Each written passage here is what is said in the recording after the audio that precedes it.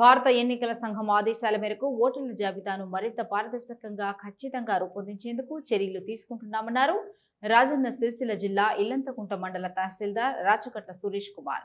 ఇల్లంతకుంట మండల వ్యాప్తంగా 55 మంది బిఎల్ఓలను నియమించడం జరిగిందని, గ్రామాల్లో ఉన్న ప్రజలు అపోహలకు వెళ్లకుండా ఈ సర్ కార్యక్రమంలో పాల్గొనాలని పిలుపునిచ్చారు. ఈ కార్యక్రమం ద్వారా అనర్హులను ఓటరు జాబితా నుండి తీసివేయనున్నామన్నారు. ఒక్కొక్కరికి 2 అర్జీ ఫామ్లు ఇవ్వటం జరుగుతుందని, వాటిని పూర్తి చేసి మీ బిఎల్ఓలకు ఇవ్వాలన్నారు.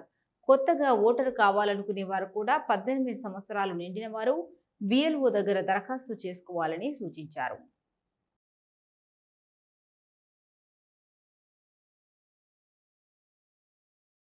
ఇల్లంతకుంట మండలంలోని ఓటర్లకు తెలియజేయమనగా ఈ రోజు నుంచి మన మండలం నందు ఎస్ఐఆర్లో భాగంగా డోర్ టు డోర్ సర్వే అనేది మొదలు పెట్టడం జరిగింది.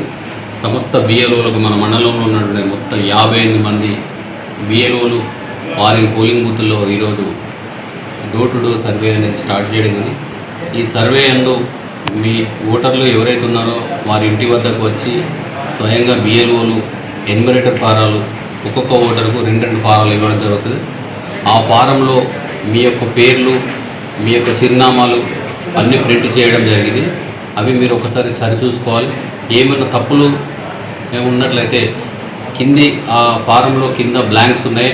ఆ బ్లాంక్స్లలో మీరు కరెక్ట్గా మీ వివరాలు నమోదు చేసి సంతకం పెట్టి, మరియు అదేవిధంగా ఆ ఫారంలో మీ యొక్క పాత ఫోటో ఉంది, అది దాదాపు 10-15 సంవత్సరాల క్రితం నుంచి అదే ఫోటో కంటిన్యూ అవుతుంది. ఇప్పుడు మరలా మనకు ఎలక్షన్ కమిషన్ ఆఫ్ ఇండియా గారు మనకు ఫోటో చేంజ్ చేసుకునే అవకాశం ఇచ్చింది. కానీ ఇప్పుడు ప్రస్తుతం ఉన్న ఫోటో కలర్ ఫోటో, మీరు పాస్పోర్ట్ సైజ్ ఫోటో బిఎల్ఓకి అందులో పేస్ట్ చేసి ఇవ్వాలి.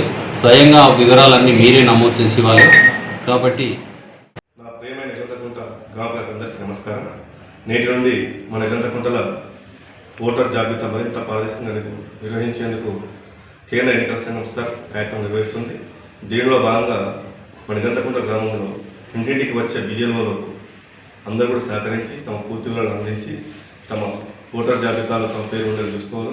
అదేవిధంగా నూతన ఓటర్లు కూడా నమోదు చేయబడుతుంది కాబట్టి నూతన ఓటర్లు కూడా తమ వివరాలు పూర్తిగా అందేయాలని కోరుతున్నాం. మరొక విషయం ఏంటంటే ఈ కార్యక్రమం జూన్ 20వ తేదీ నుండి మొదలుపెట్టి జూలై 24వ తేదీ వరకు కొనసాగుతుంది కాబట్టి ప్రతి ఒక్కరూ తమ పూర్తి వివరాలు అందజేయాల్సింది కోరుతున్నాం.